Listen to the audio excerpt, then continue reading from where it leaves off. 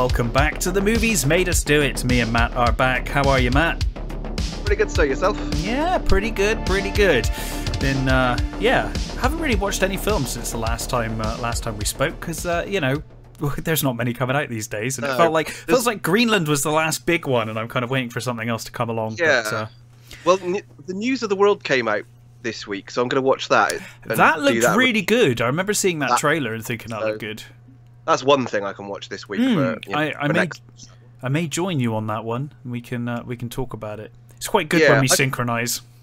I've been mostly watching shows. I finished off Transformers. Yeah, it's pretty good, isn't it? Yeah, I really like that. That was very good. I'm intrigued by the ending, because I'm like, oh, are you gonna do that? I thought this was only a trilogy, so it seems like if you're gonna go that way, I don't want to do spoilers. But I'm like, if you're going that direction, that seems like that would be a whole trilogy unto itself. Telling that story, but fine. It's really good fun though. I think they've done a great job. I was completely surprised that they actually found a decent use for Skylinks. Well, I think that all of the Autobots, Decepticons, have been used really well in this show. I think they've all been implemented really well, and like you said, even some that you wouldn't expect. No, you're like, oh, okay. I think if you were given the list of Transformers to use, you'd probably look at Skylinks and go, what the fuck is that? Yeah, who even is that? Yeah. But yeah, they did.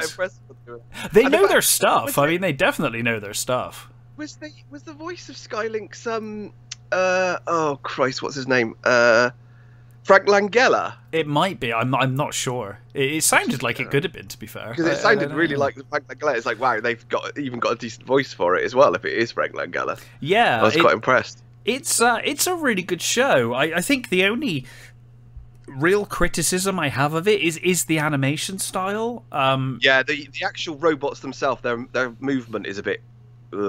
It's a bit weird because they sort of. I mean, I guess you could say that they're sort of slightly more organic with their movements. Because the things I've always considered them, because they're made of fucking metal and that they shouldn't bend, you know what I mean? Well, the thing is, it's weird, isn't it? Because obviously they bent a lot in the original cartoon, because just of the period of time it was made. And it was weird though, because that doesn't ever feel jarring to me when that happens in the original show.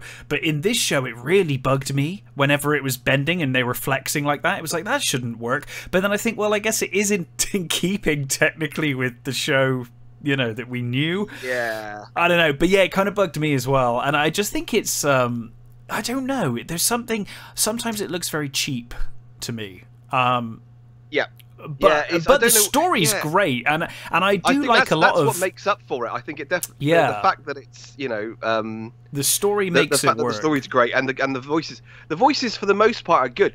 I did, towards the end, Optimus Prime's voice seemed to slip. Yeah, I don't know if they just... I don't know what happened there. Didn't quite sound right towards the end. It was like, have they changed his voice, or have they done...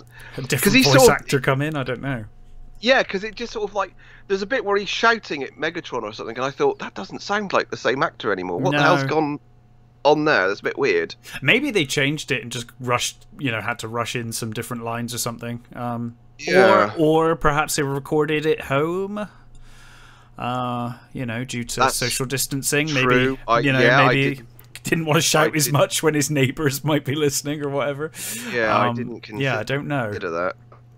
But the story's great, and I think while I say the visuals are cheap, I like the designs. I love the designs. I love how everyone is battle scarred. I really like that. Yeah, that look. Really it's a really good show. There's so much sort of like seriously heavy pathos going through the whole thing. It's like the whole stuff with Megatron's madness. And, that episode where he tours the facility. Yes. What an episode that is. So good. And they're so happy to see him, and they're like, oh my goodness, we're getting visited by our lord, our war hero, General. Commander-in-Chief is here, and it's like, yes, the president, he's here, he's come to visit our little facility, and all the while, he's just like, you're fucking dead, all of you, fuck you. It's amazing. It is brilliant, and it was really cool to see Galvatron and Unicron as well. Do you know, I didn't want to say that to you last time because I knew you hadn't got to that point yet. But I was like, oh, there's a really cool bit, and I love that it. Spoiler for other people. Sorry, people. Oh, it's fine. People have probably seen it by now. It's been out a while. But I loved that it fit in canon with what happens to Galvatron and everything as well. I was like, okay, that works really nicely. I really liked it. Yeah, and even when there's that when Skylynx is talking to Optimus and he gets like flashes of the past and the future and stuff. Yeah, they actually show the death of Prime on the, they do. The thing. It's like, fucking hell, that's like literally like almost exactly like the movie. It like, feels like they're really just trying to tie it into the existing canon of the old cartoon and the movie. I love it. It's really good fun. It's really good fun. It is. I've got one episode left of the third season of Disenchantment. Okay. Which I like. That's quite fun. Well, this season feels a little all over the place, but it's still quite fun. Yeah. I quite like it. Yeah. It's never going to sort of compare to sort of, the two main, his two main things like, Futurama and The Simpsons, but I think it's slightly more interesting because it has a through. It's like one continuous story as opposed to it doesn't matter from episode to episode. Yeah, that's fair enough. I really like that. That's quite good.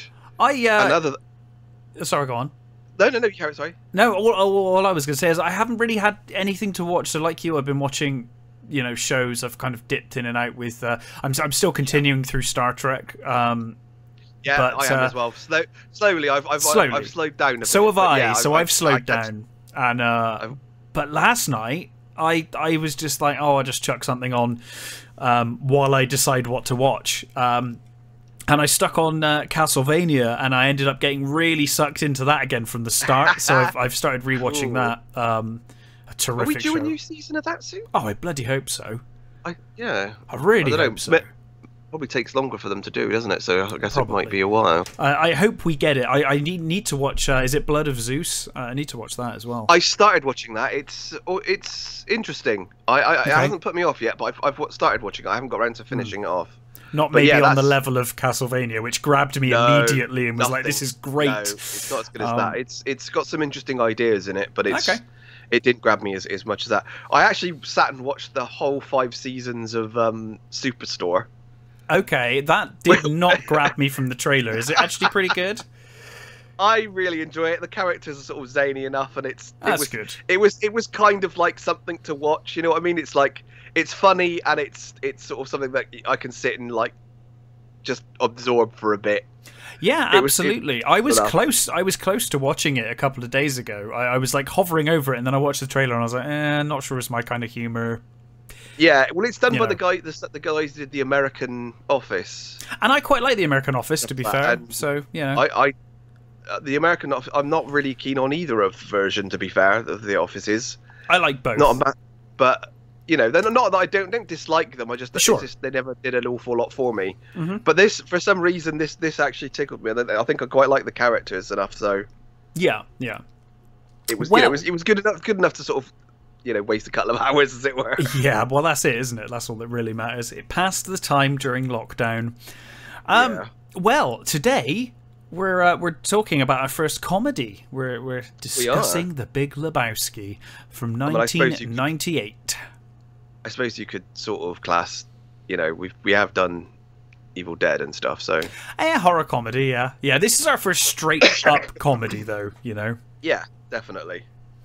Directed by Joel Cohen, and I mean, this is a film that kind of defined a generation of certainly a generation of guys. I mean, I know, James, like we know a few people that just absolutely idolize the dude, and this role by Jeff Bridges, and it's funny, like a lot of people associate Jeff Bridges immediately with this film. It's like the first character they think of is the dude. I mean, it's Kevin Flynn for me, but it depends what generation you are, I guess. Yeah, I guess that's it, isn't it? I think it's I mean, it was until I saw this movie, I guess. And then this movie just kind of took, It sort of eclipses everything because you know there's that sort of like in the back of your head before this it was like, you know, Starman, and you know, things like that, and then you see this movie and it kind of I mean I'm always a bit of a Jeff Bridges fan anyway. I love Jeff Bridges.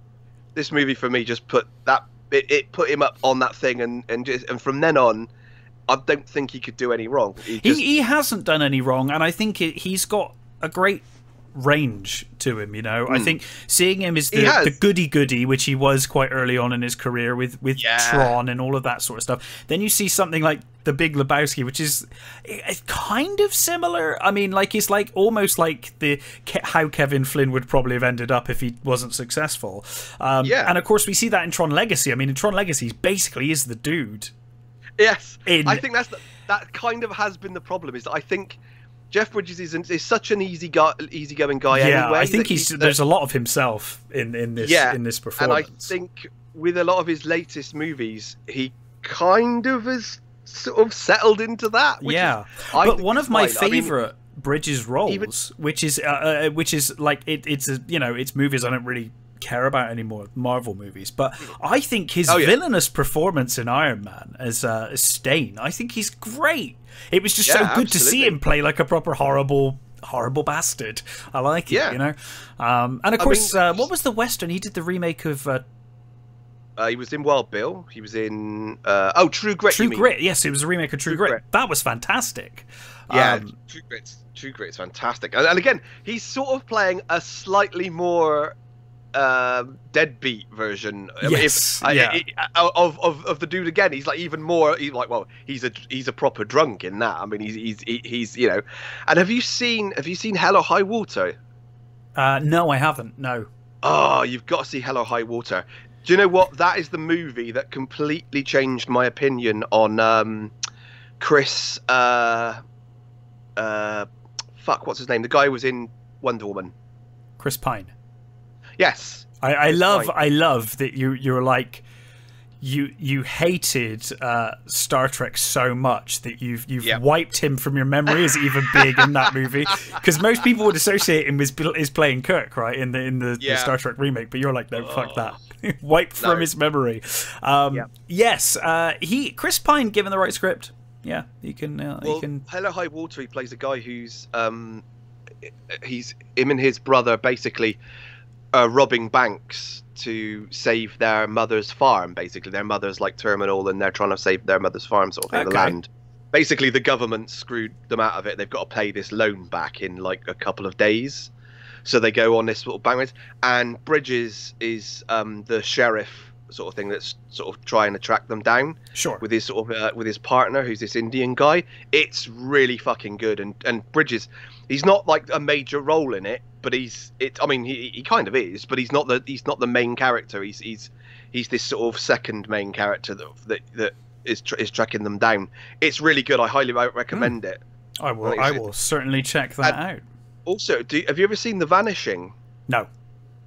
So that was it's a remake, I think, of a I think it's like a Scandinavian movie, maybe. I might be wrong on that one. But he is absolutely horrible in that. He is really fucking scary in that movie. It's like Kiefer Sutherland's sort of wife goes missing and he's trying to track her down sort of thing. And Jeff Bridges is the one that basically disappeared her. And he's just really fucking creepy in it. It's 93, I think it was made. He was really good in that. Right, okay. I will have to check that out as well. Yeah, it's good. But as I said, fantastic. Today we are covering The Big Lebowski. When did you first see this film? Did you see it in the cinema? I don't think I did. No, I think it would have been when it first came out on video. So I didn't. Yeah, I didn't see it for years. I saw it on DVD. It's the first time I saw it. So oh really? Yeah. So it must have been like a good probably 2004 or 5, somewhere around there. Okay, well that's not so far away from when it came out. Oh no, not like super far away. I was a very early adopter of the DVD anyway. Yeah. So, because I remember I got Blade on DVD. It was like one of the first DVDs wow. I got. So it was like, you know, Justice Blade had just come out, I think, and it was like, oh yeah, it's gone straight. You know, it was on DVD. It's like, oh, I'll get it on DVD. I think that, Crouching Tiger, and like Conan were like the first three sort of early DVDs I bought. So I was an early adopter. Because I had a PC, so I was like, oh, I can watch DVDs on my PC. But so it was a long time before I saw it, and I'd heard all the hype and all of, you know, sometimes when you haven't watched something and people just go on about how amazing something is, it kind of almost puts you off watching it altogether. It was one of those, and then I finally saw it, and it's one of those lovely moments when, you know, usually when people hype things up so much, you watch it and you're like, well, it's all right, it's not great. I saw this and I was like, this is hilarious, this is absolutely incredible. So it really lived up to the hype for me. Well, funnily enough, you mentioned James earlier on. But he just is so obsessed with the dude. He truly loves this movie. So when I moved up north, like this is years ago, when I first moved up north, before I first moved up north, they threw me a going away party. Okay. And we watched The Big Lebowski, and we did the drink challenge. Oh my goodness. Yeah, so we did the whole, every time someone says man or dude, you drink. And we were absolutely fucking blotto. I'll tell you what, practically blind by the end. It was brilliant. After a year and a half of lockdown and not much drinking, I don't think I'd finish that. I would not handle that well right now. It's been a long time since I've really got on it, you know. I think I'd suffer with that. Yeah, no, it was brilliant. And James has this amazing ability. He probably doesn't anymore. It's been a while, but he used to have this great ability. So he'd drink and drink and drink, and then he'd be like absolutely blotto, and he'd go asleep for like half an hour, right? And then he'd wake up and he'd be fine. Wow, that's impressive. I mean, I'm sure it was some sort of weird suppression thing, but it was amazing. He used to do that all the time. We'd be in a pub and he'd like, oh, he's gone to sleep, he'll be fine in half an hour, we'll just leave him to it. That's crazy. Oh, fair enough. It's like his superpower. It was his superpower. It's just a little power nap and he's just sober again. Fine. Yeah. Yeah, but that was a great party. It sounds pretty good. It was brilliant. So, shall we go through this movie? Yeah, let's do it. So, we are 1991 Los Angeles, and we are introduced to Jeffrey Lebowski, also known as the Dude. They get the sort of the opening monologue from the cowboy. From the cowboy, and oh my goodness! I mean, it's just Sam Elliott's voice. He's got the greatest voice. He's got one of the greatest voices, and it's I don't even know.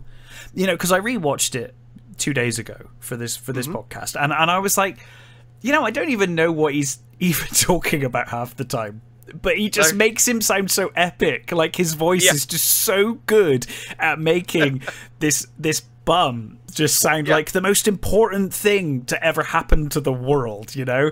And even at the end, which I guess we'll get to, but you know, he's just sort of like, oh, he's out. It's good to know that he's out there, the dude doing what he does, and it's like he's doing nothing, but it's just fantastic. It's just so good. But yeah, his and I love the fact that in the beginning he's talking about the dude and he's trying to make his point, and then he completely forgets what his point is.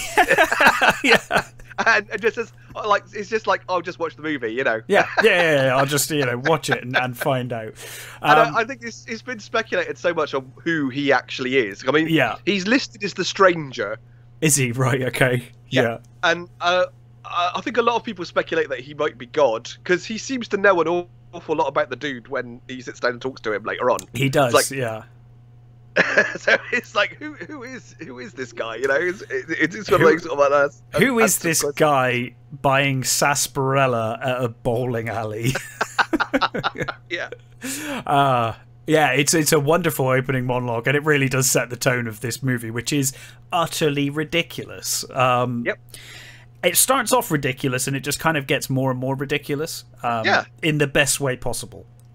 So, the Coen said that the plot is actually pretty much like coincidental to the actual film. Yeah, it's all about it feels that way. All about the characters.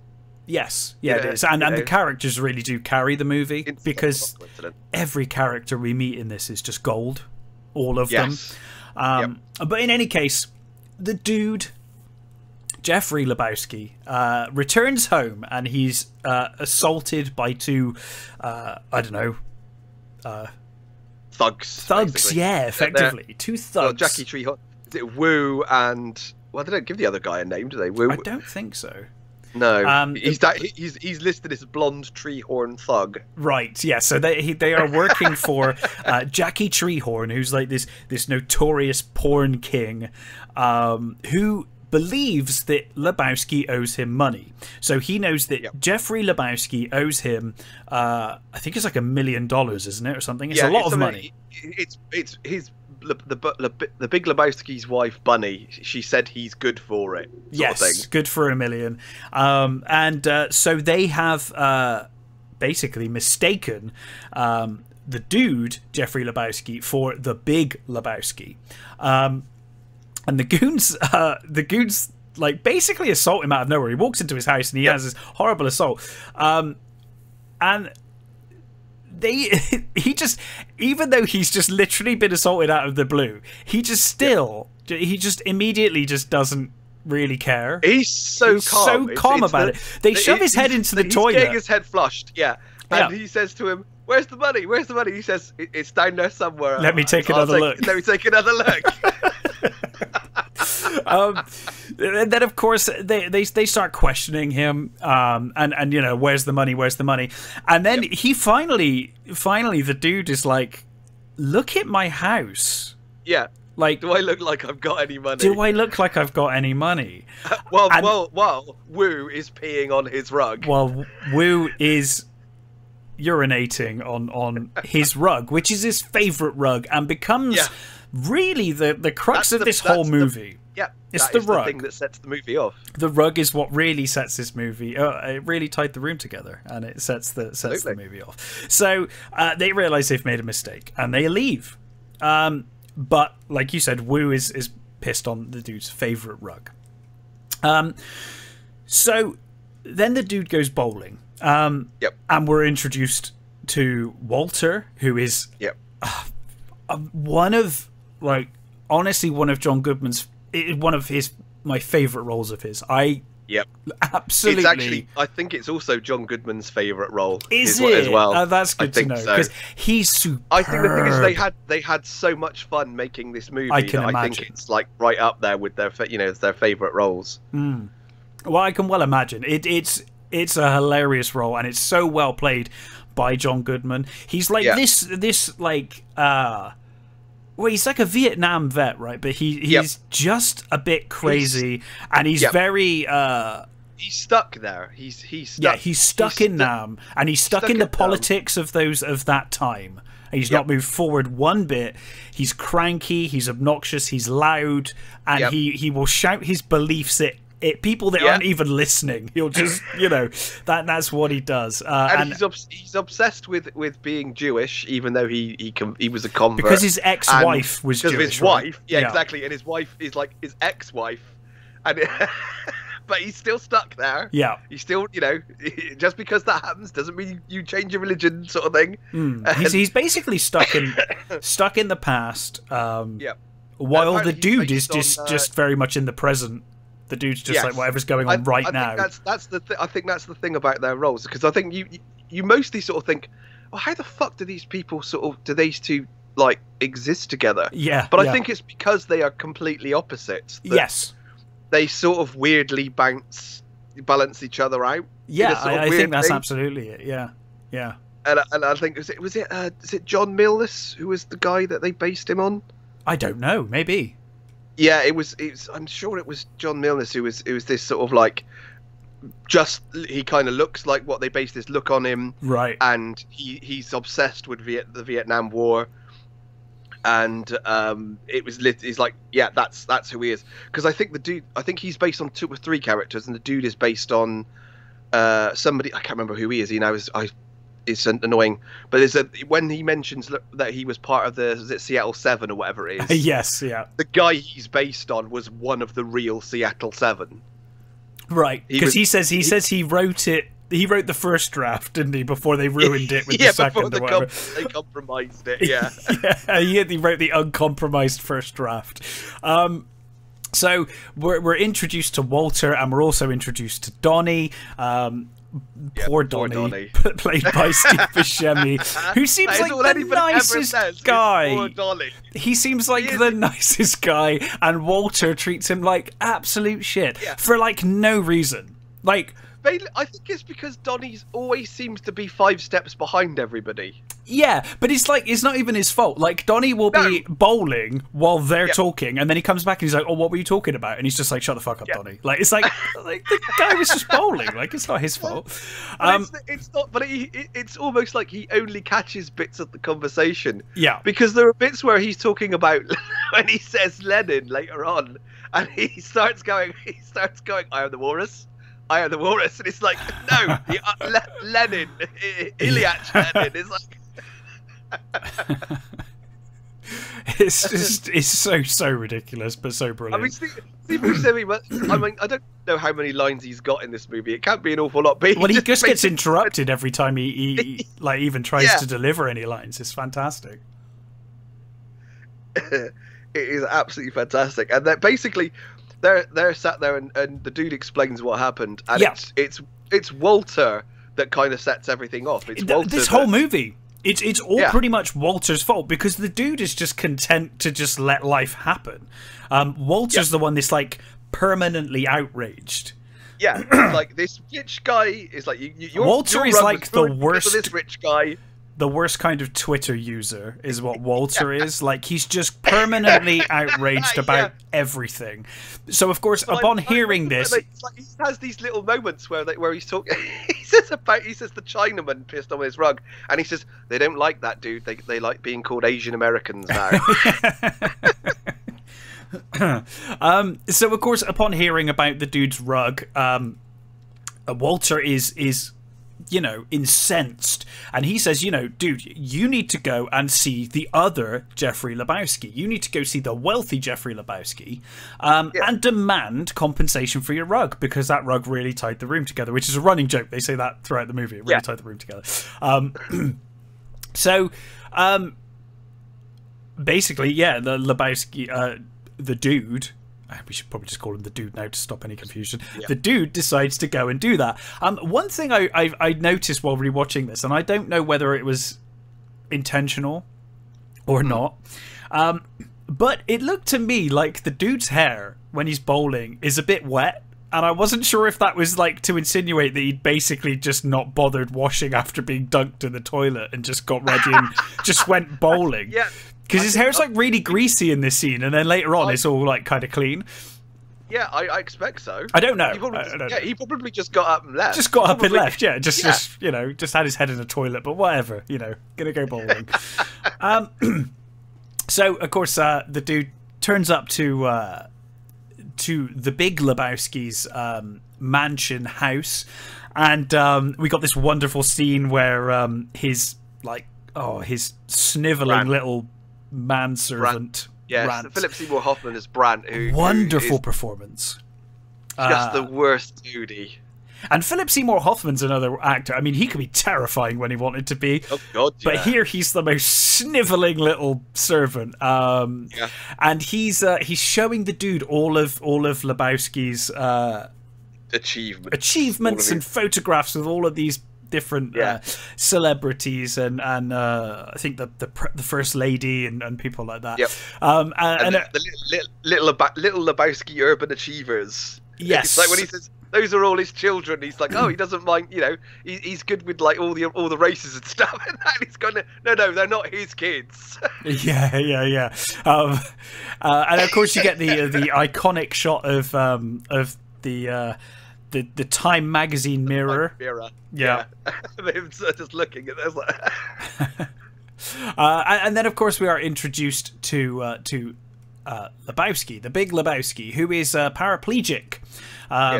And basically the dude makes his case, and the Big Lebowski says, like, Brant's already told me everything. Yeah, he's like, exactly. I've already been told. What does it have to do with me? And he's like, well, these people were after you. and they pissed on my rug. And you know, Lebowski's like, did I piss on your rug? Did I do that? This is not my problem. This is absolutely not my problem. Just basically fuck off. I don't care. Yeah, he's just basically, the dude gets, goes, fuck it. He says, no, he asks him if he's employed, and he's like, no. And it's like, that's it, you're a bum and all that sort of stuff. And he's like, fuck it. He's the like, bum's lost. Sir, the bums will attitude, always lose. Fuck it, going. Yeah. And he leaves the room, and he goes to Brandt. And he said, Brandt says, "Oh, did it go? How was your meeting? Did it go well?" He said, "Yeah, it was great." He said, "Yeah, I could take any rug I wanted from the house." So the dude is then seen walking out of the mansion with the rug over his shoulder, and on his way out, he is introduced to Bunny, who's Lebowski's trophy wife, and she's there painting her toenails. Green nail polish, very important. Yeah. She asks him to blow on the nails, and we're also briefly shown. And I think is it the first time we see Yui as well? Who's in the swimming pool? He's in the swimming pool and introduced as a nihilist. Doesn't care about anything. Yeah. He's down there in the swimming pool. So then, yes, and then do we get? I don't know if we get another bowling scene here. I can't remember. I think we do. Because I'm trying to remember which is the scene with. I think the thing is that they revolt. They go bowling so often. I'm much trying to think like, what scene is the scene when Walter pulls the gun, and I can't place where that happened in the movie. I think this might be that might be around here. There's a wonderful scene because we're introduced to Jesus or Jesus. No, that's later. I think it's the bit with Smokey first. Oh, it's Smokey. Sorry, yes, it's Smokey who they're just having a conversation, and then Smokey, this seemed like a really nice, chill kind of guy himself. Yeah. He's just bowling, and Walter mid-sentence just goes crazy. He's over the line, screaming that he's over the line, and he says, "Smokey, you're over the line. You know, it's not going to be counted. It's struck off. You know that doesn't count." And Smokey being 0. Yeah, and Smokey being very, very nice and quiet and timid, just says, you know, come on, man. Like, I don't think I was over the line. And Walter basically pulls a gun on him and says, you mark that down, dude. Mark that as 0. And this completely shows that Walter is a massive stickler for the rules. He wants the rules. Oh, yes. You know, he wants the rules. Yes, he will even follow though the rules. Turns out to be completely crooked later in a bit. Yes, yeah. But if it's rules that he agrees with, they must be stuck to 100%. Which, of course, comes up with the Jewish Saturday thing, which we'll get to you know, a little later as well. So, the dude learns that Bunny has been kidnapped. And the Big Lebowski and Brandt basically look to hire him to try and get her back. And their plan is they've been asked to pay a ransom, and I guess because I don't know why he doesn't get Brandt to do it, but effectively because he's a coward and he doesn't want to get his hands dirty himself, or put himself in any risk. Is you find out later on, isn't it? It's because yes, yeah, that's you know. Well, it was too early to say we'll get now, to but that. We'll get to that. So he's to deliver the ransom money to the thugs, and he basically says, well, you'll know who it is because it's the same people that pissed on your rug. You know who they are, and you've already had prior dealings with them now, so he's kind of sold to him as like, you've dealt with them before, you know who they are, you know who you're looking for. So of course the dude basically agrees, and he's given a pager, isn't he, or a beeper to say like when he has to go and do it. And he sort of speaks to Walter and Donnie about it, and he says like, the dude's like, I think she staged it herself. She staged her own kidnapping to pay off her debts, because she's obviously not happy being with Lebowski. She's a trophy wife. I think she's just got into some debt. She's looking to pay off her debts and disappear with some money. And Walter is just like, fact. That's a fact now. He's just like, now that you've said that theory, that's a fact. And Walter is completely unwavering on this from now on. So from the dude's just pure speculation, Walter is like, that's a fact now. Like, that is law. No, we'll never budge, no matter how much the evidence mounts. That's it. It's fact. So yeah, he's convinced now that the dude is right. She's faking it all. So that might be where you get the over the line argument as well. I can't be sure. But then later that night, to complicate things even further, the dude is assaulted by another pair of thugs, a different group of thugs, who steal his other rug. They steal the new rug. Yep. Oh no, not them. No, so the nihilists first. Yes. They come in with the marmot. Oh yes, the marmot in the toilet. Yes, yeah. Maud takes the rug back. That's right. That's yeah. That's later. So yes, I think there's a couple of bowling scenes in here, and then yeah. Yeah, so the nihilists come in and with the marmot and dump it into. I always think that poor marmot. I presume they didn't. Oh, it's not a real one, obviously. They obviously put a real one in the water, so you get the shot of them going in the water. But when he's thrashing around, it's like. It's yeah, I'm pretty sure that's not a real marmot when they're doing that. No. But yeah, again, and they're asking for the money and off your Johnson. Yeah, we'll cut off your Johnson. And then of course they leave the dude who's now even more bewildered now. Yeah. And then of course, yes, we then get a different set of thugs stealing his rug, the replacement rug. And what I like about they're talking when they're at the bowling alley again, and he's talking about they're sat at the bar, and they're talking about how he says, I need my Johnson, man, and Donnie says, what do you need that for? They're just completely showing how clueless Donnie is. Oh, Donnie is just completely clueless. Yeah, he's just like the nicest but stupidest guy in any room. Yeah. So he gets beeped, and he needs to go and meet the kidnappers to pay the ransom. And I guess because the dude is a bit too trusting, and I don't know why he would ever agree to this, he lets Walter come along with him. Yeah. Even though it specifically said not to, they said come alone. Yep. He's like, okay, Walter, you can come with me. I guess because Walter probably claims to have some experience with this stuff, because he's like, I was in Nam, I know how to fight, I can help you if need be. And at this point I want to say one of my favorite characters, one of my not to put down the cast of this film, because the cast in this film are amazing, but one of my favorite characters of The Big Lebowski is the car. The car in this movie goes through so much shit. Yeah, I absolutely love the car in this movie.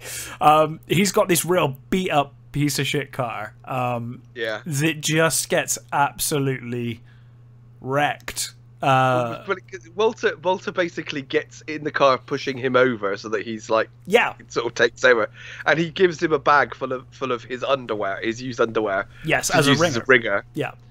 And he's got a machine gun. It's like an Uzi or something, isn't it? Wrapped up, in a package.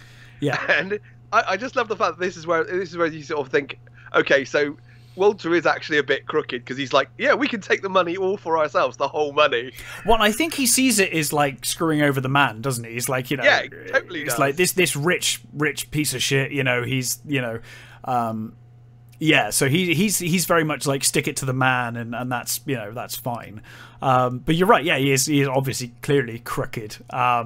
So yes, he tries to substitute the fake briefcase tries to substitute the briefcase full of money with the briefcase full of laundry. And the dude is arguing this on the approach to the bridge, where they're to basically toss the briefcase. They're not to. They get a phone call, don't they? They get this phone call, and he lets slip that he's not on his own. Well, basically, Walter starts screaming, "Are you fucking this up, dude? Are you fucking this up, dude?"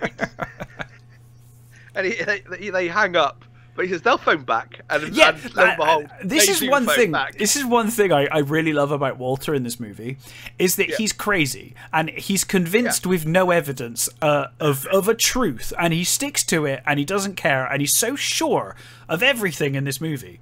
And aside from the car incident, he's pretty much right every time when he's like, "Oh, they'll phone back. Don't worry about it." They do. He's right. They do. The weird thing is there are moments where where the dude is freaking out and Walter is the calm one. And it's like they're in the car and there's in the car where he like the dude's freaking out and Walter's just going, "You're being very undude like right now." Yeah. just calm down. He's going to it. So, of course, they do call back and they say to meet at the bridge. You're not going to meet us. You're just going to chuck the case off the bridge and then we'll collect it. And this is when Walter goes, no, that doesn't work. That screws plan, up. That screws up his plan. Basically, Walter's like, that screws up my plan to fake this. Yeah, we can't do that. Like they've got a say. Exactly. Yeah. But as they approach the bridge, Walter basically throws the bag out the window, the ringer. And then goes for his Uzi, and he's like, "Well, when they come and pick that up, I'm gonna get them." So of course the car pulls up. It's a van, isn't it? Pulls up to grab the case. No, they're under the bridge. They're under the bridge. Yes, that's right. Oh, sorry, that's right. Yeah. So Walter rolls out of the car. Yeah, with the gun, hits the deck, drops the gun. Yeah, which then starts shooting around. On the floor, hitting the car, which then causes the dude to crash. Yep. And the kidnappers steal what they think is the money, and make off while the dude is just running after them, shouting, "I've got the money here! I've got the money here!" Basically. Yeah. So then, of course, they. I think this is where Walter's just like, "Fuck it, dude, let's just go bowling." Yeah, it's just like, exactly whatever. It's like, okay, never mind, whatever. That didn't work out. Let's move on. We've still got $1 million. We still got $1 million in this briefcase, so whatever. Yeah. And they go bowling, and I think this is where the Jesus we turns meet up, the Jesus, yes, who is just There were rumors they were going to make a film about this guy at one point. I don't know if they have. Are. Have they? I've never watched it. Is it good? It's called the Jesus Rolls. Right. Is it good? Have you seen it? I have not seen it. I've not heard great things about it. It's a hard sell, that one.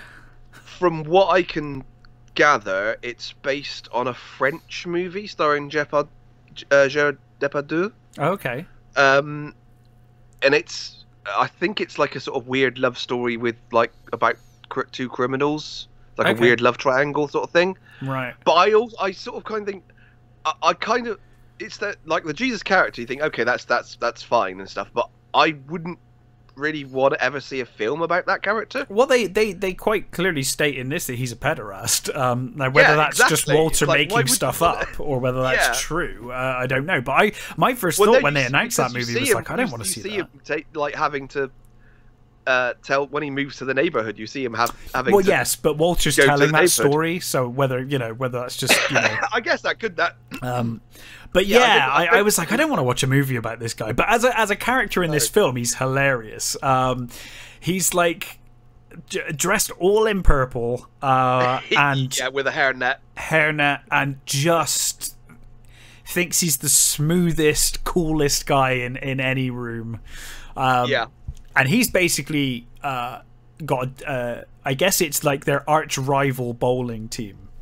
Yep. And he's like, we're gonna beat you. And he says basically about, like, if you try and do what you did the other day, pulling a gun, me, I'll stick it up your ass and pull the trigger until it goes click. And they just look at him. I love the way they just sat there looking at him. Yeah, they just don't care. Like, I love that Walter, like, all of his threats.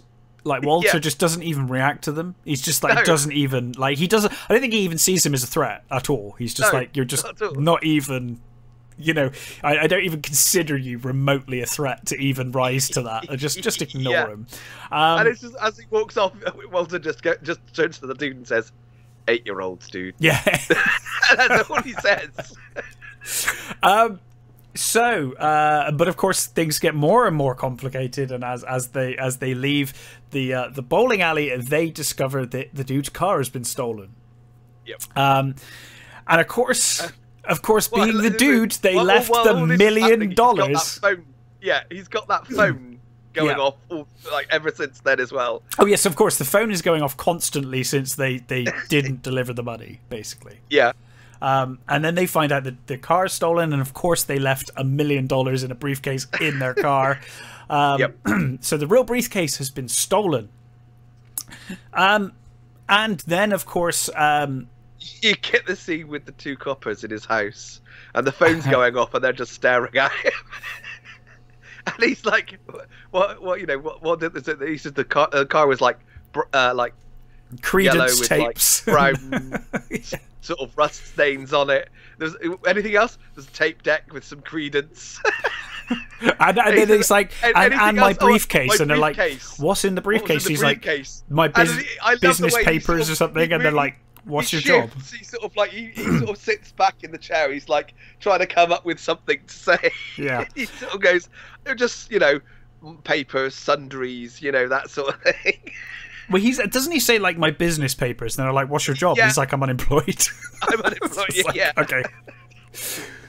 And then he says, then he mentions the rug, and it's like, "Oh, your rug was in there." He says, "No, that was taken over because what? Because that's separate incidents then." Yeah.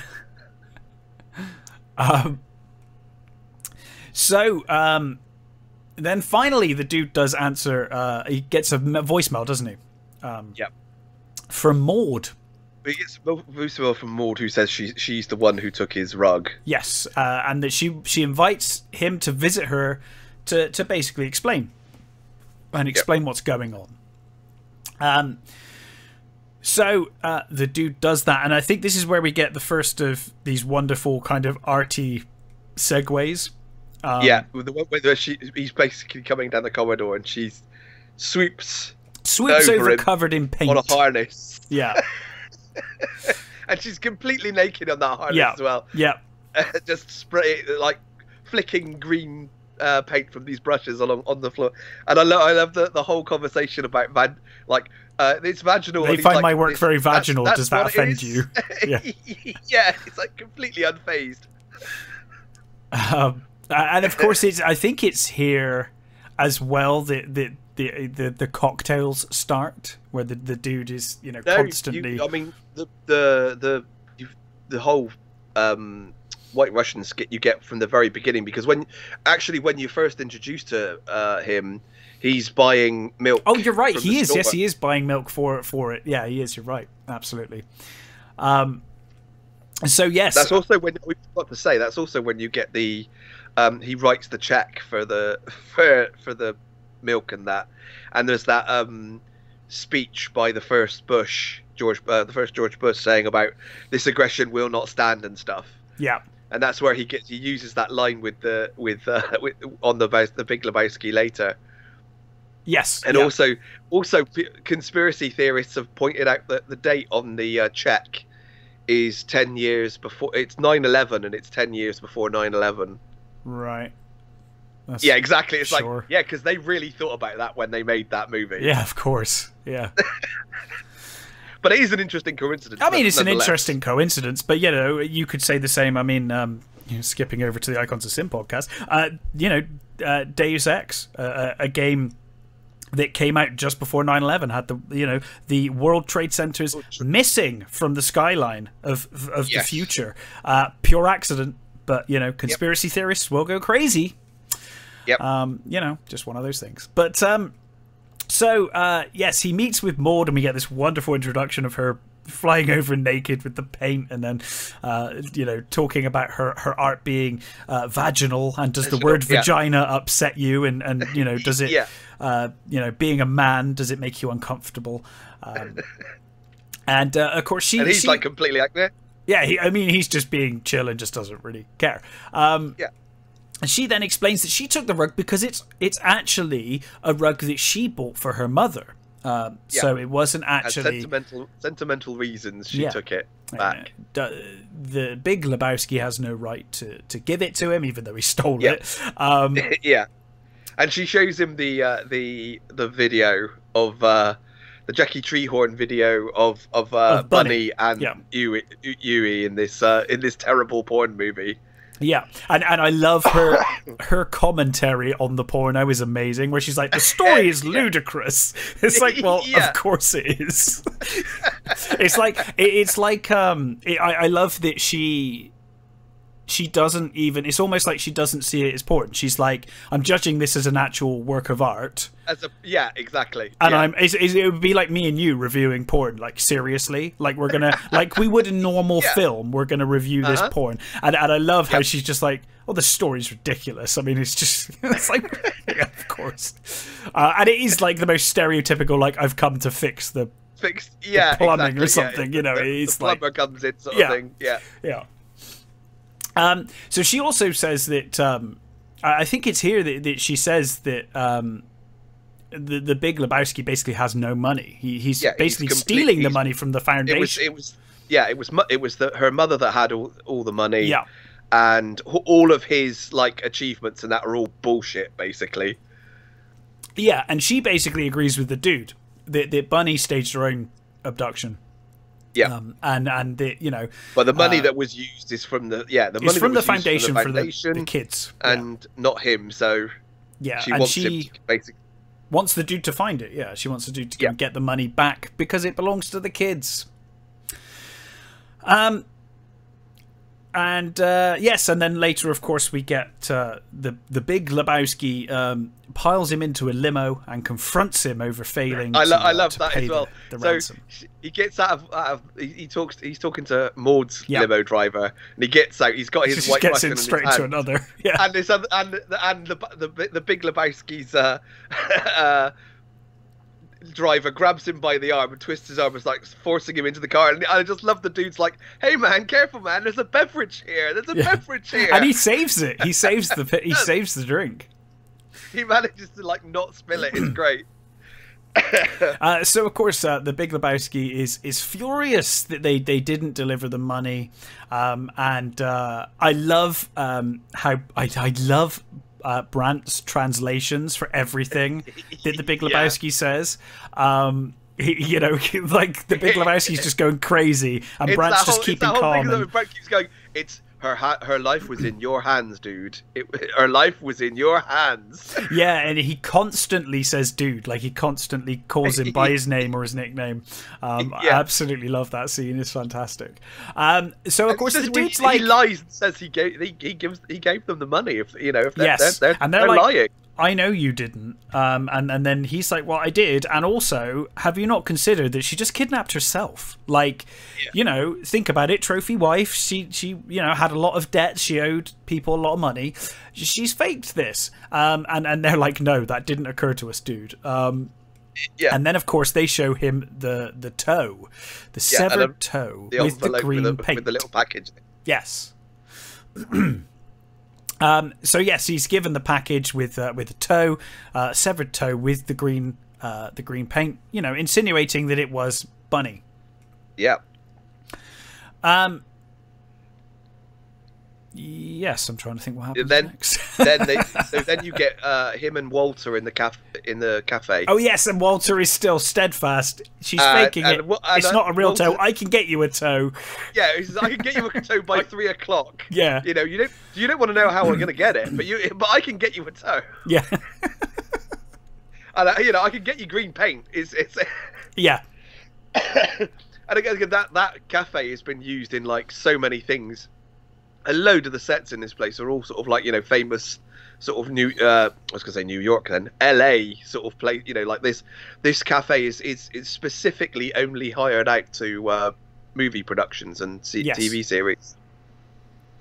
It's brilliant. And he's like there shouting about stuff, and how like again, he brings. I love the way that it always comes down to his friends dying in the mud. Oh yeah, in Vietnam. Everything comes back to like all he's got. Nothing to do with that at all. No, nothing to do with it.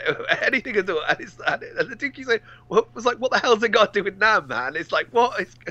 And the woman comes up to him and says, the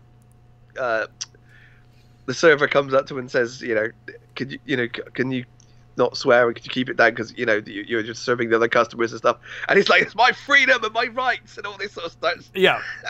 Shouting about it. And the dude is like, I'm getting out of here. I've had a fucking enough of this. Yeah. This bullshit. Yeah. So the dude leaves. He goes, nope, I'm staying here. I'm finishing my coffee.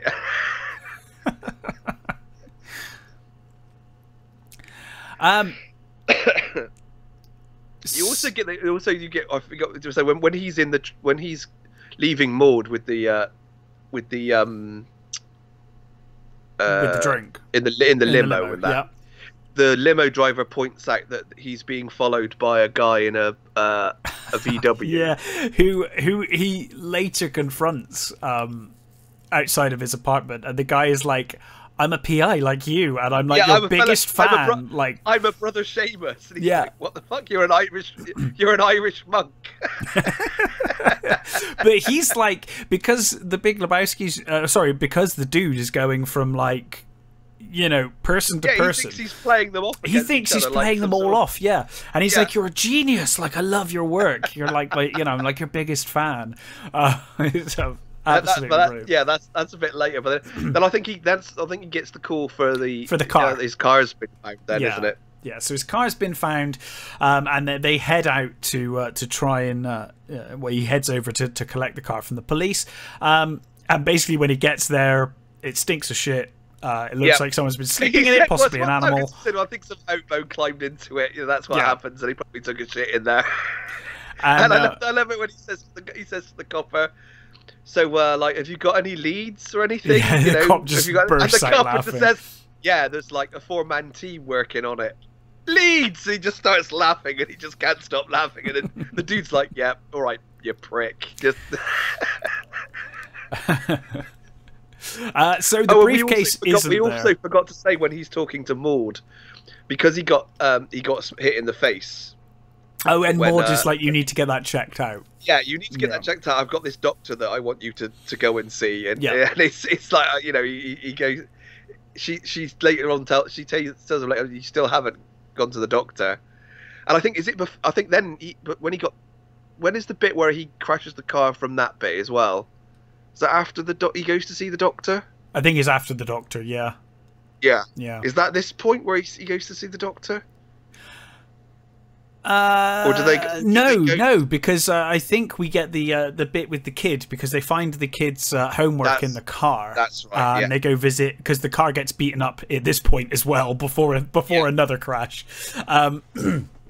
So the briefcase isn't in the car, but they find some homework from a high school student. And Walter and the dude decide to confront Larry at his home. And they get outside.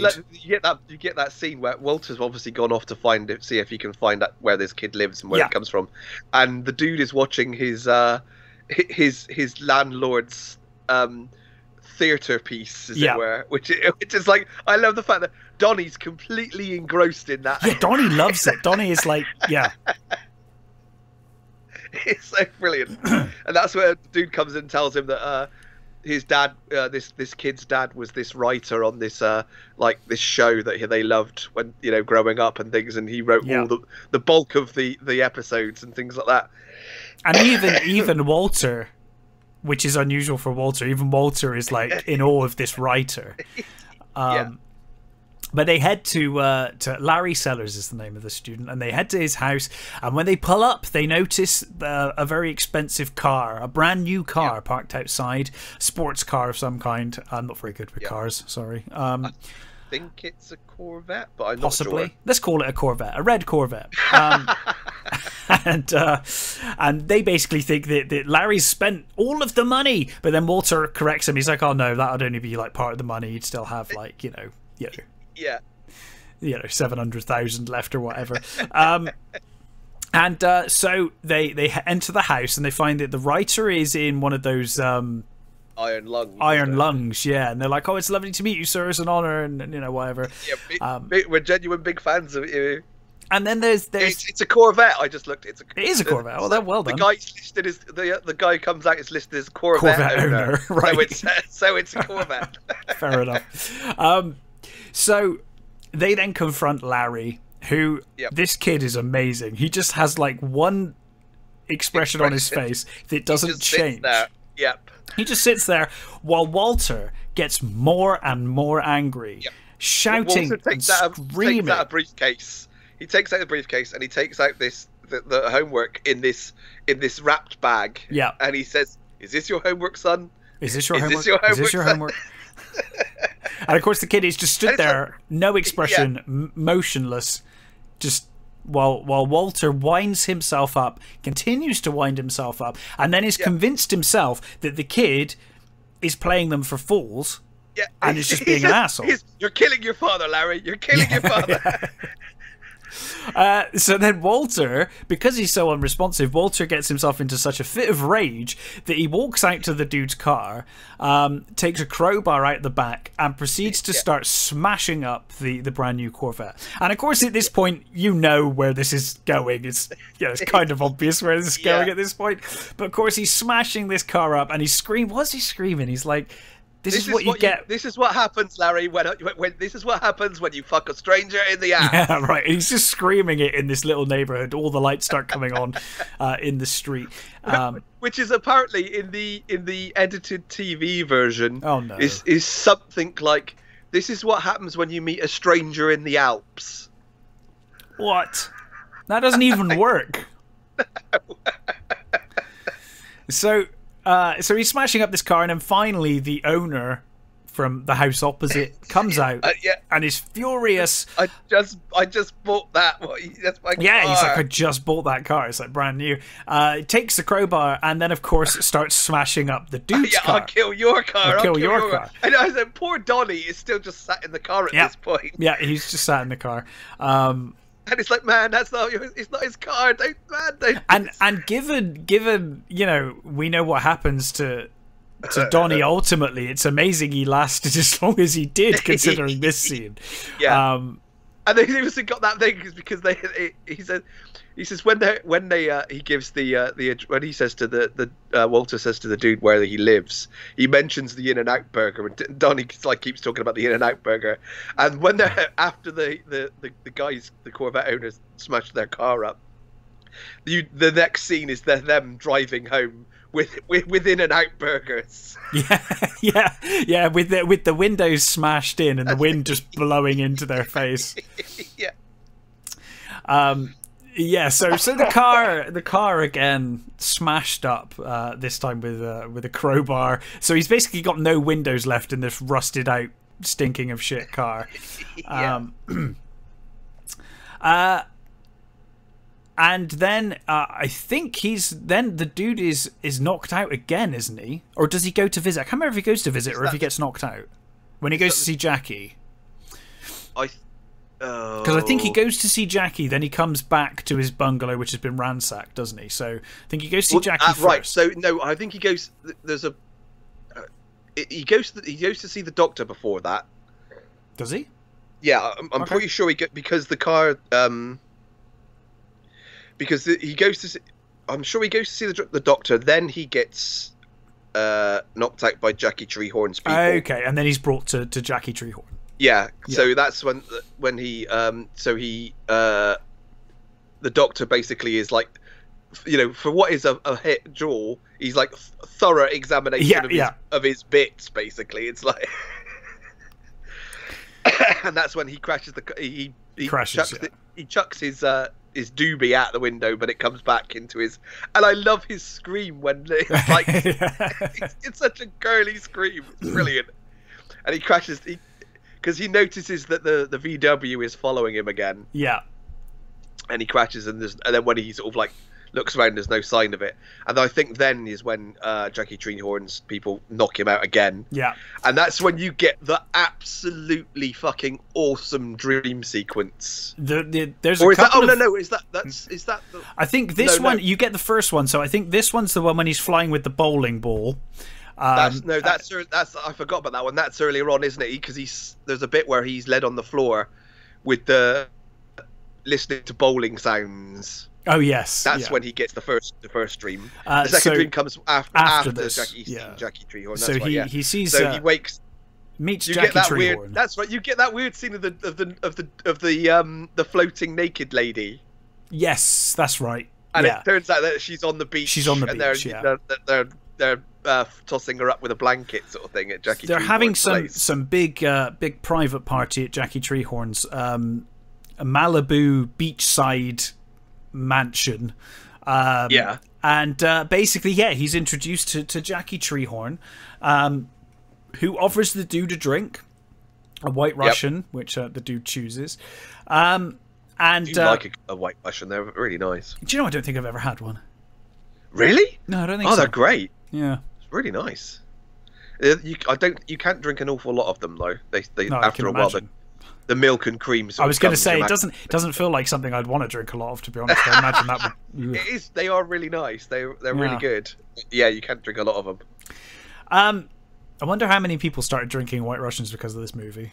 Oh, loads of people. Yeah, it's probably where a lot of people started drinking them, I'd imagine. Yeah, I certainly tried them after this. I'd never heard of a White Russian before this movie. Yeah, totally same. So what I love about this scene is Jackie Treehorn's talking to him, and then he walks away, and the dude tries to do some private investigation of his own. Yeah. Jackie Treehorn's writing something down on a post-it note over the other side of the room while he's making his drink. On the phone. Yeah. He's on the phone. No, it's while he's on the phone, isn't it? And then he walks away, and the dude sneaks over and quite smartly decides to use a pencil to kind of rub over and find what he's actually written on this post-it note. And it turns out just to be a massive cock. Yeah, it's a figure with a boner. Isn't it? Yeah, it's just a figure with a boner. That's all he was drawing. So I guess he was just doodling while he was on the phone. And he comes back and he says he'll give him like 10% of the money if he gets it back from them, and he says, yeah, you can just send it's the 15-year-old kid. He's got the money, so you can send your thugs to get them. And he's like, while he's like this, he's like slowly losing sort of consciousness. Is like he goes to get up and falls back down. And but I love how he doesn't. Who do you take me for? It's like he's like, so a 50-year-old kid. Are you fucking bullshitting me right now? He's going sort of to him. But I love how even when he's been drugged, the dude doesn't seem to try and panic or think what's going on. He just keeps talking, he just keeps going, and then until he just passes out. He doesn't even care, he doesn't like a normal person would react oh, what's wrong with me? The dude just keeps talking and as he's slowly falling over, and then just hits the deck, hits the table, and then you get you get that amazing dream sequence. Then we get the incredible dream sequence. It's like a movie about bowling, isn't it? Yep. Starring Maud. Starring the dude and Maud, and you get this sort of him sort of coming into the doing his little sort of feet shuffle and stuff. Yeah. And he goes to get some shoes and is given shoes by Saddam Hussein. and then you get Maud turn up in this ring cycle what is it, Brunhilde sort of outfit, with bowling ball breasts and and a trident, and you get these dancers with the full bowling pin fan headgear.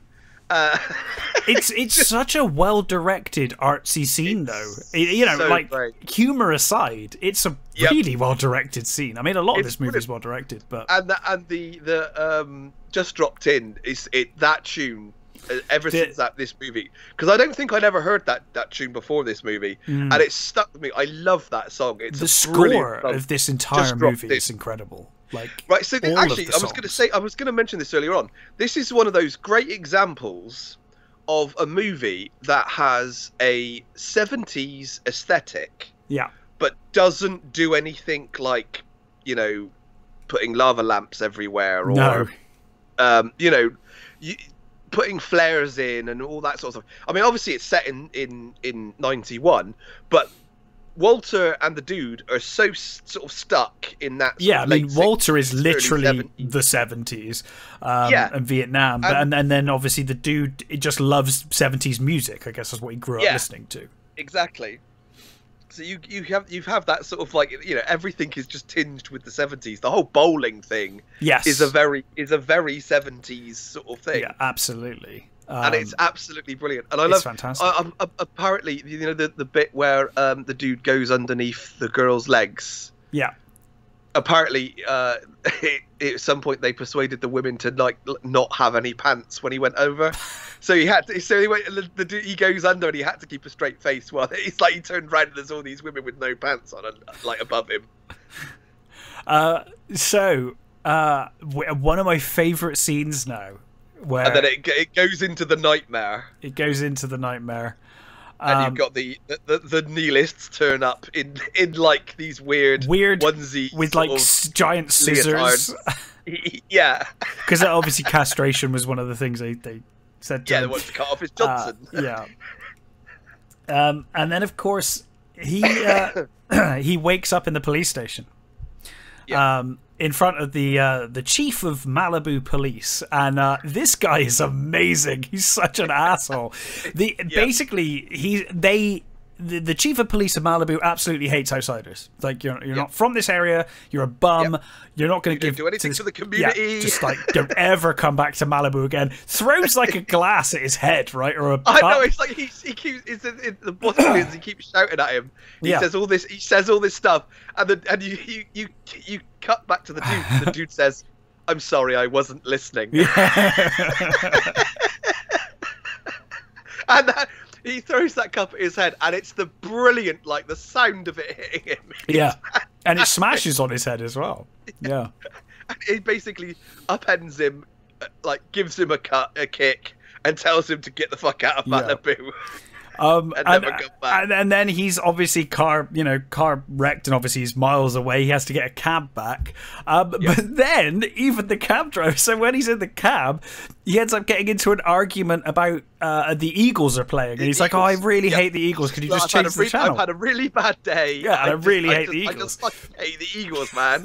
And this cab driver goes crazy at him and kicks him out of the car. So then he's just stood in the middle of the street, and this is where we see, of course, Bunny speed past in the convertible, unbeknownst to the dude, and we see that she's still got all of her toes. So it actually wasn't her. Yeah. There's also I love that it's little details like the fact that like all those hippies, like those like the Valley hippies in the 70s and stuff, they were all like listening to, like, you know, Joni Mitchell and oh god, what they call my brain's gone. I can't remember what they are. But anyway, all those like really cool sort of hippie bands and stuff, they all hated the Eagles because they saw the Eagles as sellouts. Yeah. The Eagles were a band that were like, yeah, but we want to make money. We also like to make money. I mean, that's the same with a lot of genres. To be honest, I mean, I remember like Metallica got that for making their first album, and I think, you know, White Zombie got a load of shit when they got signed, and, you know, bands that do well, that are popular in local scenes or smaller scenes or cliques, just instantly hated. Yeah, but for those other guys, it was all about this, you know, the movement and the, you know, and the music and all that sort of stuff. And I've got to say, I love everything about this movie, but I completely disagree. I love the fucking Eagles. So do I. The Eagles are fucking awesome. I've got nothing against the Eagles. I love Creedence and the Eagles. No issue from me there. And also, there's a term also in this movie that I had to look up. I think it's used twice, and the sheriff uses it on as well. He calls him a gold bricker. Yeah. And it's like, I have no idea what a gold bricker, and basically it just means like a lazy, like good for nothing. Right. It's and I was like, okay, that makes sense. So eventually, presumably after a bit of a walk, the dude does get home, and he finds that his bungalow has been basically torn apart by completely thrashed by Treehorn's goons. I love that. Like, there's one of his bowling balls is in the TV. Yeah, and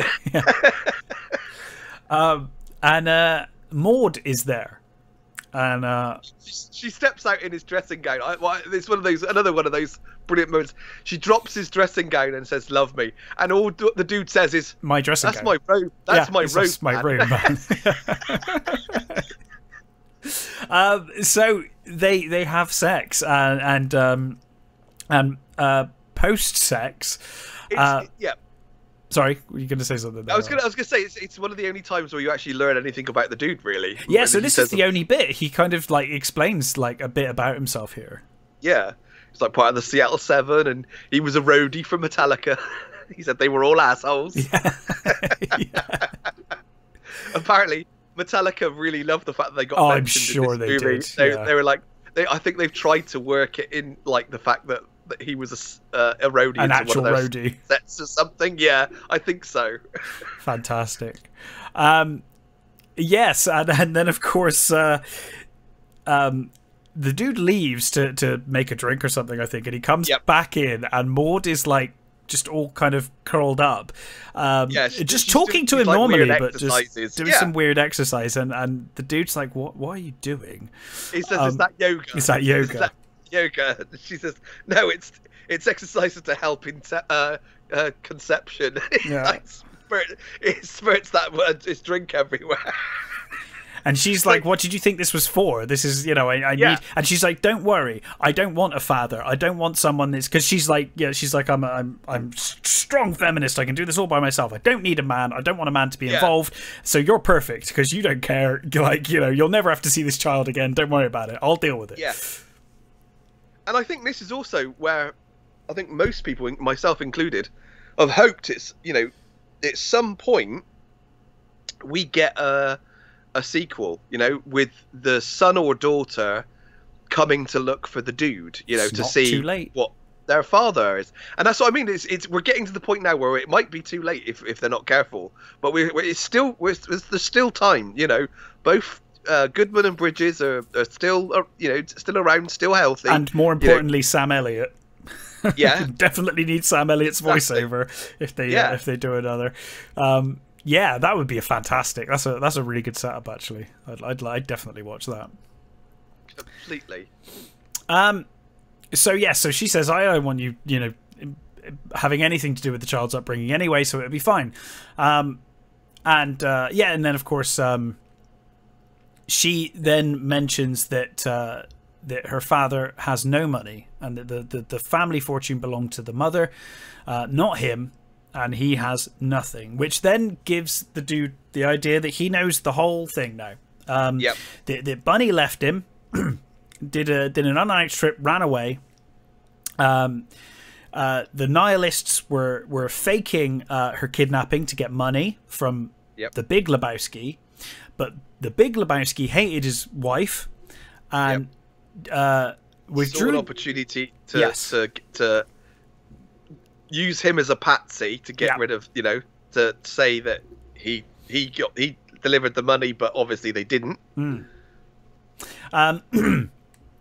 And he thinks that he gave them a briefcase full of phone books or something like that, doesn't he? He's like, this just, this was all done to be fake, and it was all part of the plan. And then he can keep the money himself. So the Big Lebowski's keeping the $1 million to himself, under the guise that he's given the money away to these ransom, to pay the ransom for his wife. Yeah. So of course he tells Walter this, which is not a great idea. He calls Walter. And this is where Walter's like, I can't do anything. It's the Shabbath. Yeah. There's no has to be an emergency way. Yeah. It's like is this an emergency? I know that's why I picked up, dude. It's like, you got to come and pick me up. It's like. And of course, previously he said that they'd have to move the bowling tournament because it landed on the Saturday. He said, I can't do Saturdays because of my religion. So he does begrudgingly pick the dude up because it is so important, and they drive to see the Big Lebowski. And the Big Lebowski's just like, he's not going to ever admit that he did anything. Get there, they see Bunny's car's crashed in the oh yes, of course, the fountain, and Brant is like picking up after her, and he says to her, well, where was she, man? He's like, she was in Vegas or something. Yeah. She fucked up to Vegas. Yeah. And of course, you know, the Big Lebowski's not terribly happy about this, that she's back, obviously. She's back. But he basically refuses to accept the line or the theory that the dude's got, and he won't admit any responsibility for anything. Basically, nope. He's just like, you screwed up. That's what your thing. Yeah, he's like, you saw you used me. You saw me as a useless fuck, and that's what you did. You used me. And it's like that's your story. It's like, I've got my story, sort of thing. Yeah, and then of course this incenses Walter, who basically starts screaming and shouting at him, being like, you know, basically, you're a 1%er. You're screwing over the little people, and then he's like, this guy's a phony. This guy's a phony. Walker. He's a walker, dude. Yeah, he's a walker. And he basically says, like, you're not paralyzed.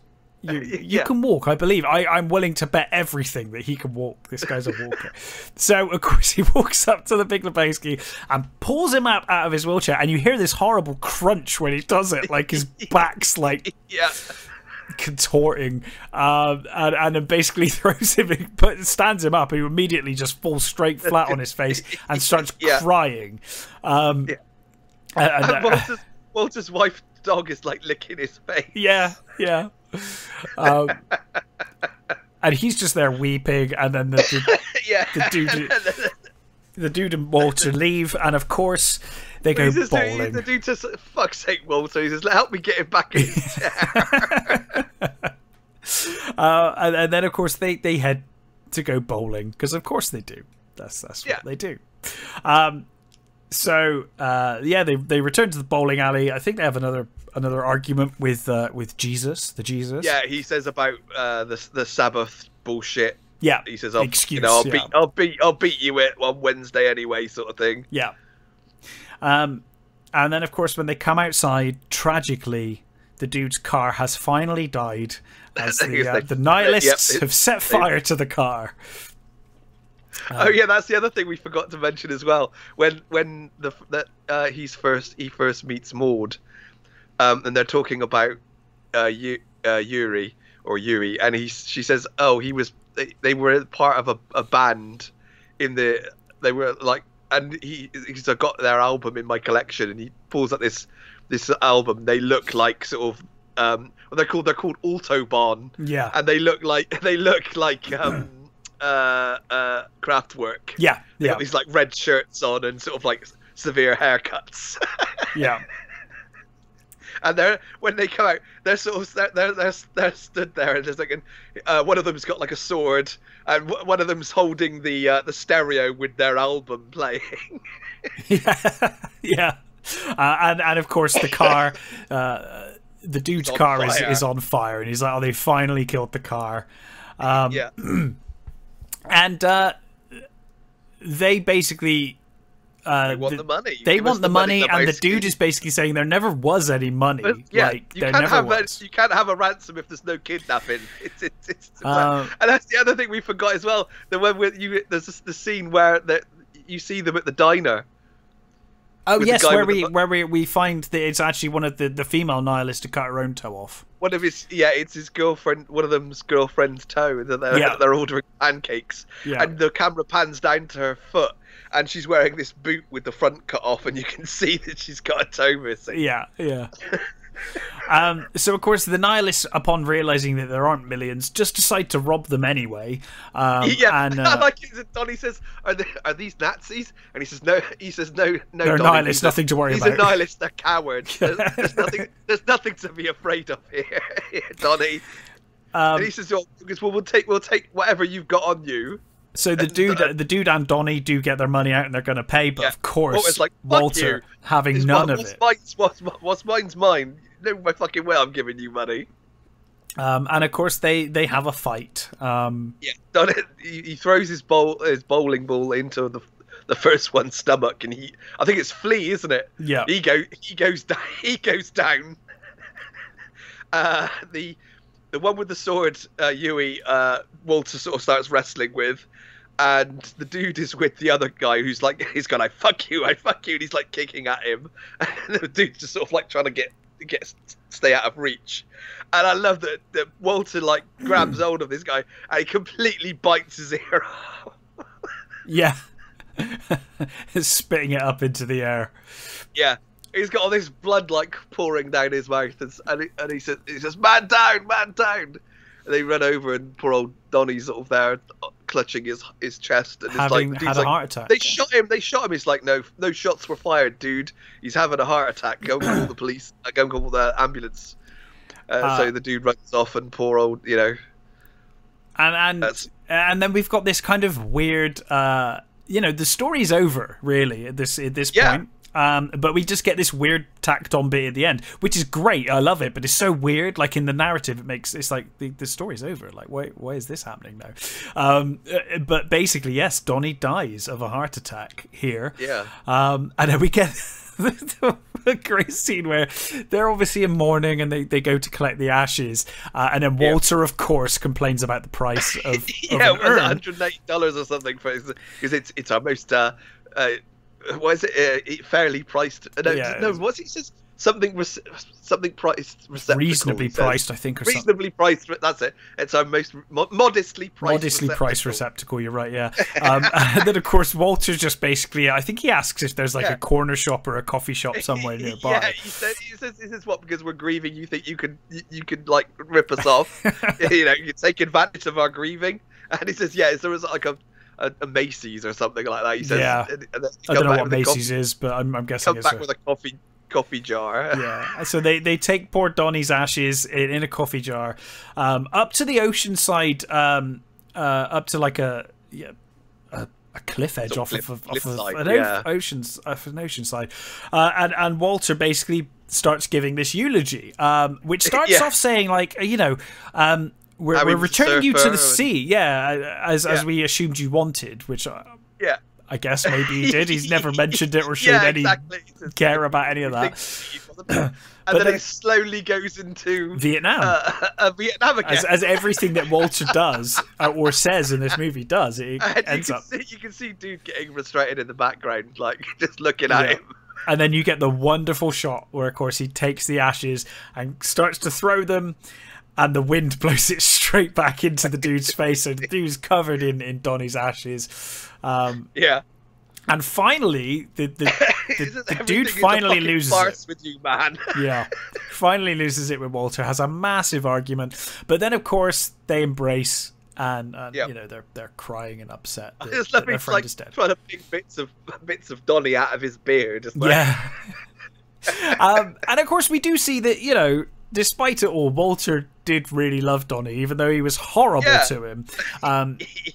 He almost seems more upset about it than the dude, in a way. I think the dude's just way too zen to of show his emotions, isn't he? I mean, and then of course they decide to go bowling again. As the movie comes to an end, he returns to go bowling, and this is where we meet the stranger again. The stranger's at the bar as the dude approaches. And he has a brief conversation, and he's like, "Oh, nice to see you again, man," because they met briefly earlier.